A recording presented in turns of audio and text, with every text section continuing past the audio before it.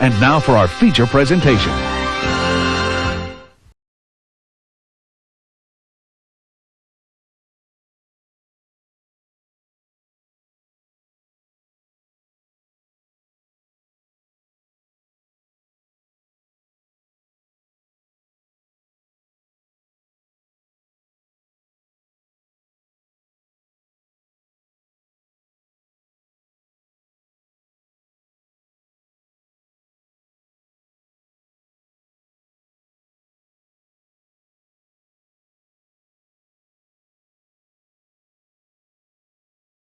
Yo, who say you gotta be a big man to compete in the NBA? Not us, Shorty. That's right.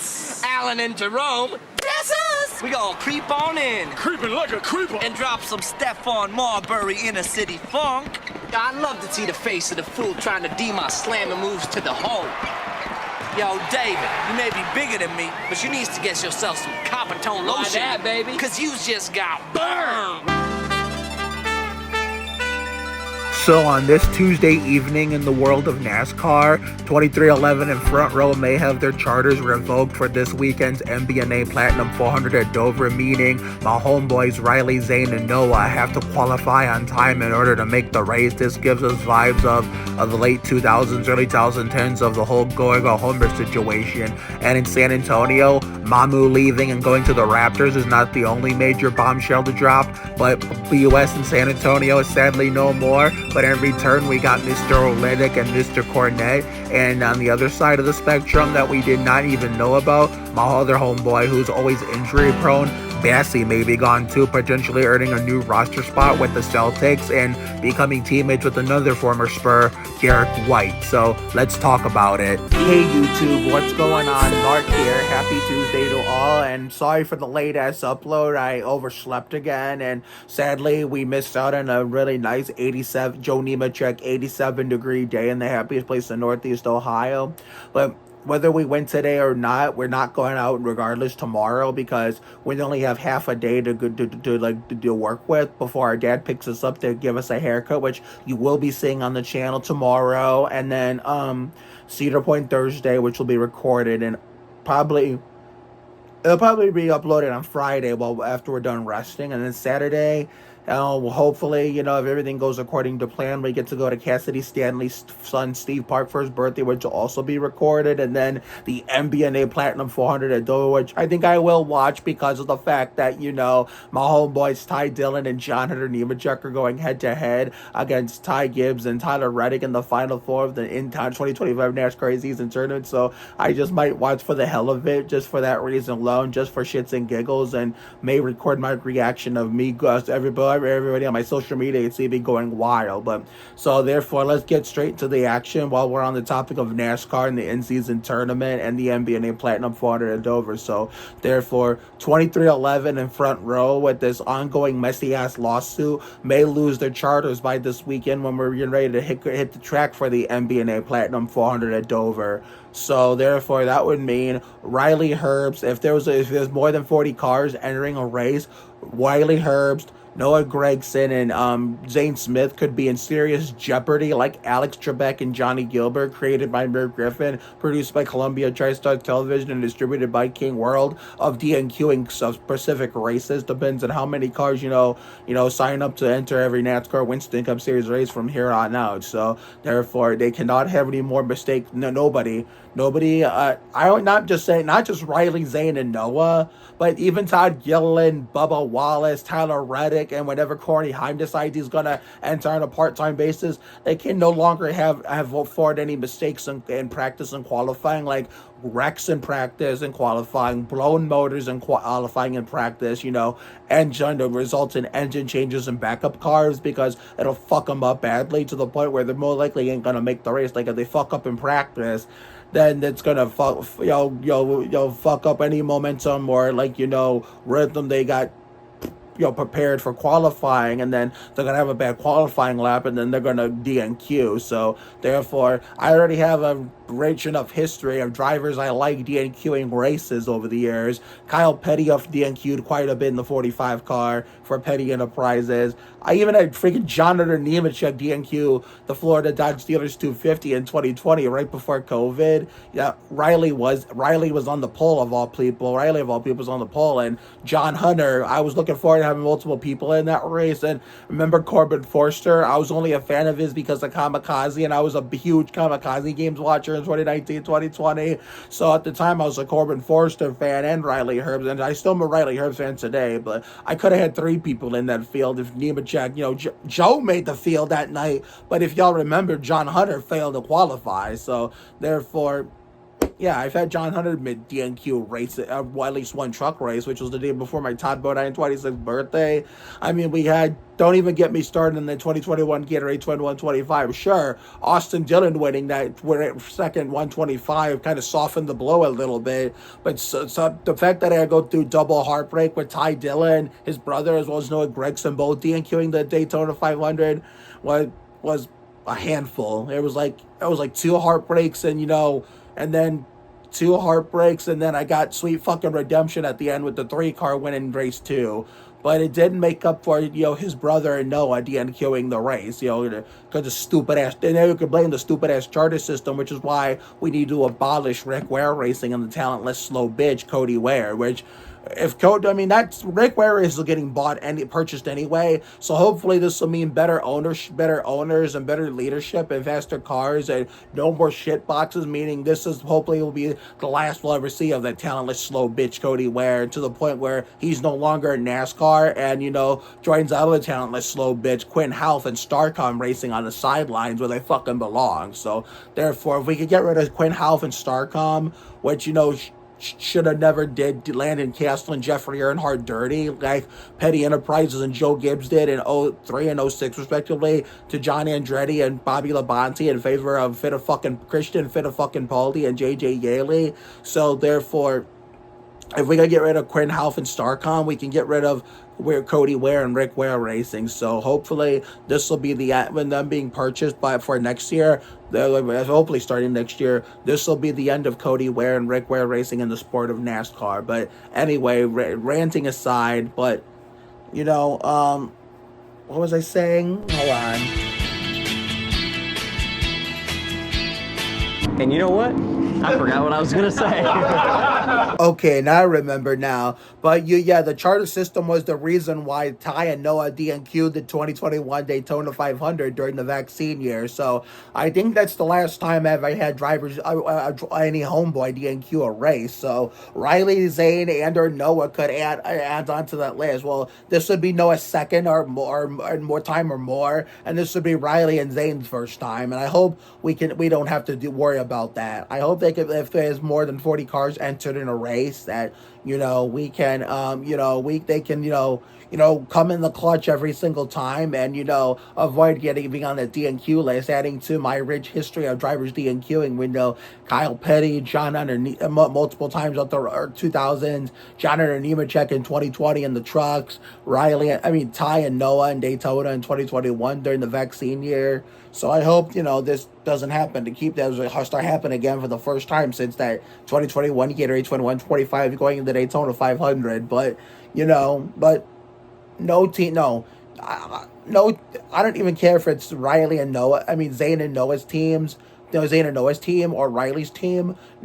Or any other team, and even if it was a powerhouse team, like a Gibbs, Childress, I wouldn't say Childress is a powerhouse team, but what I mean, a heavyweight name, whether they're a powerhouse or not. A Hendrick, Gibbs, Penske, Childress, I don't even give a shit. No team deserves to go through this, none. So hopefully NASCAR gets his head out of his ass, and maybe abolishes the charter system, and hopefully abolishes Rick Ware racing the same way they abolished Starcom. But anyway, that's enough of my thoughts about the charter system. Now let's get to the bombshells in San Antonio. So therefore, Mambukelasvili leaving was not the only bombshell that dropped the same day. It's that the Daniel Suarez was getting the boot from Trackhouse, potentially, probably for Connor Zilic to take over. But, Blake Wesley ended up getting traded to the Wizards with Malachi Branham. You know, Blake became Devontae Graham 2.0. I became a fan midway through the season, if not late in the season, only to see him leave. So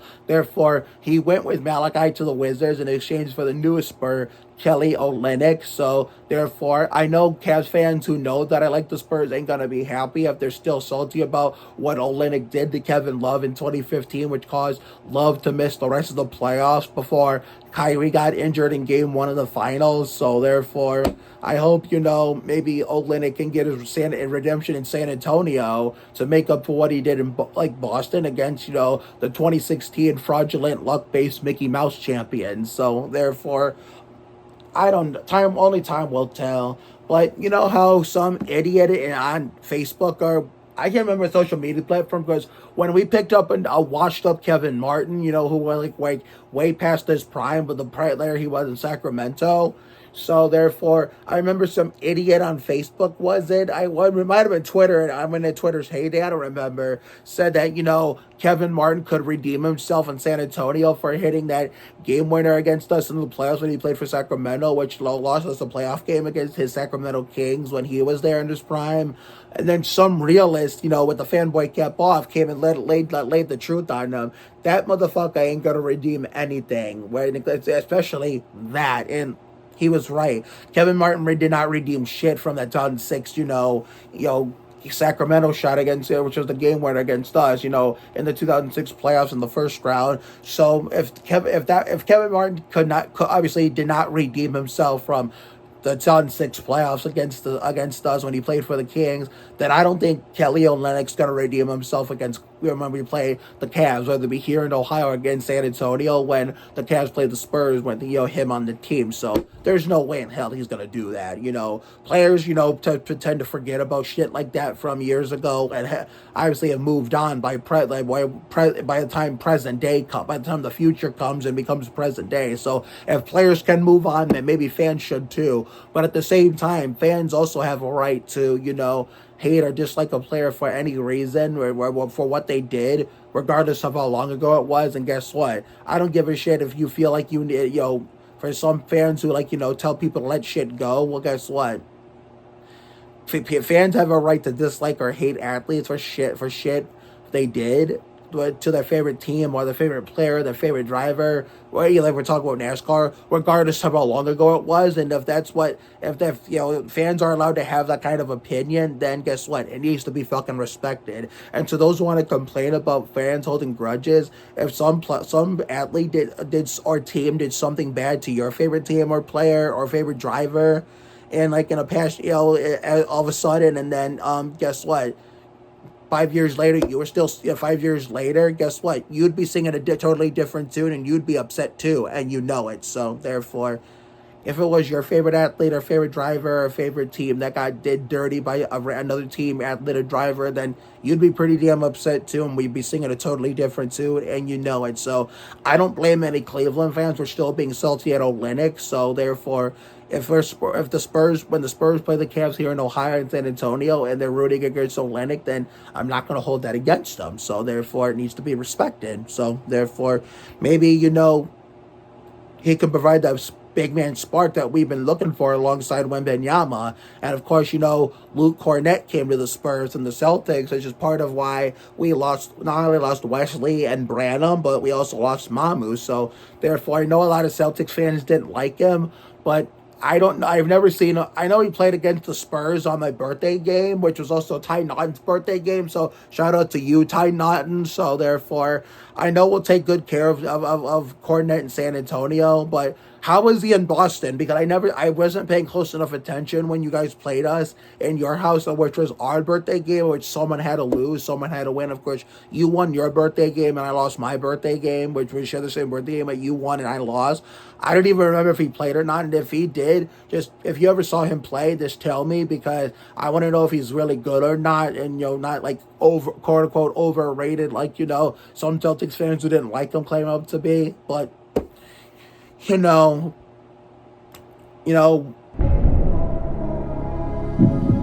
Just like how when every motherfucker that leaves the Spurs turns into prime Michael Jordan, which I already know what Mamu, Blake Wesley, and Branham are gonna do. They're probably gonna get more playing time than they did in San Antonio, and because they're gonna turn to prime Jordan.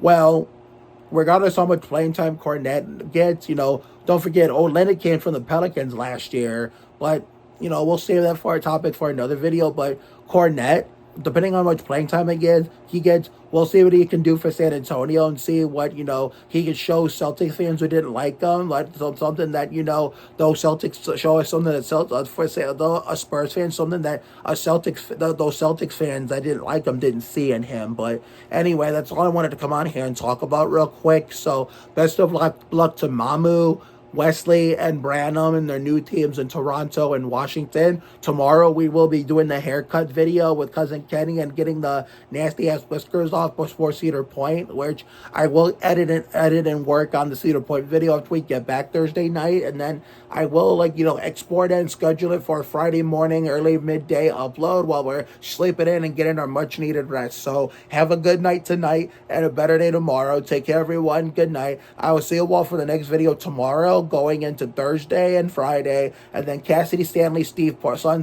first birthday, and NBA Platinum 400 race review after Ty Dillon or John Hunter Nemechek go into the championship round for the NASCAR in-season tournament to race for $1 million in the Brickyard 400. So see you later, everyone, and as always, go Spurs, go Spurs, bitch. Oh mama, Wembenyama, swipe by the Fox, and go Riley, Zane, and Noah, and stick that that lawsuit up fucking NASCAR's ass, and fuck the charter system, and fuck Cody Ware.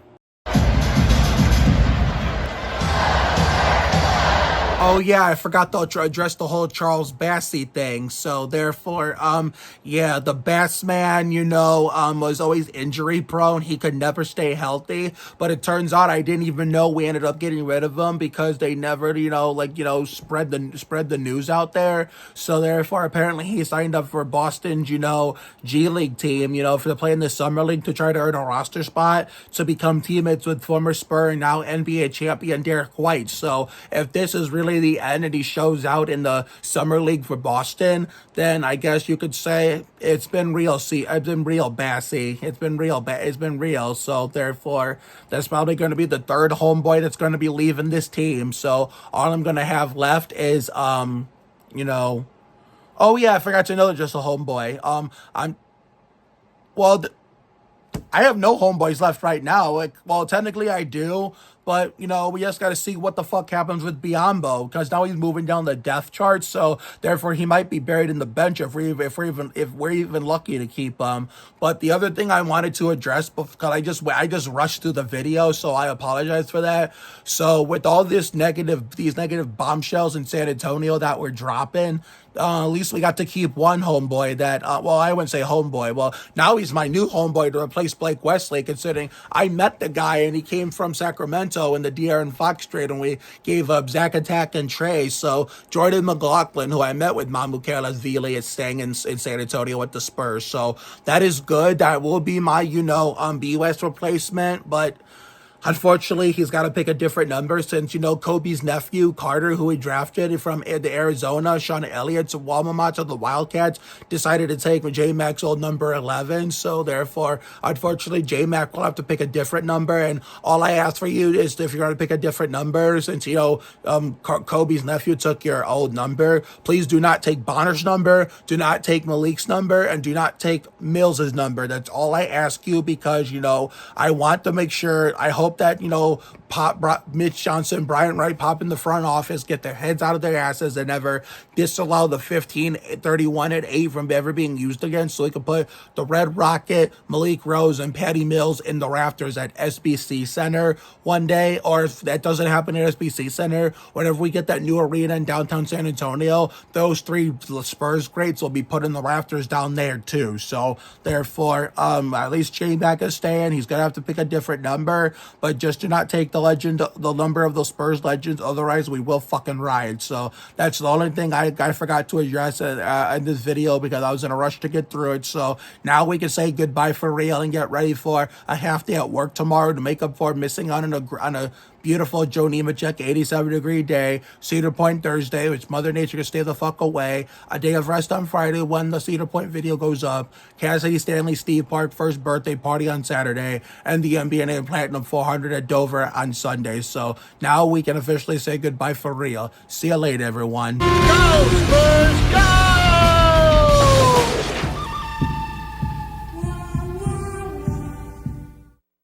This copyrighted telecast may not be reproduced, retransmitted, or used in any form without the authorized written consent of NASCAR Broadcasting. NASCAR would like to thank all of our fans for your support, and we hope you enjoyed today's broadcast.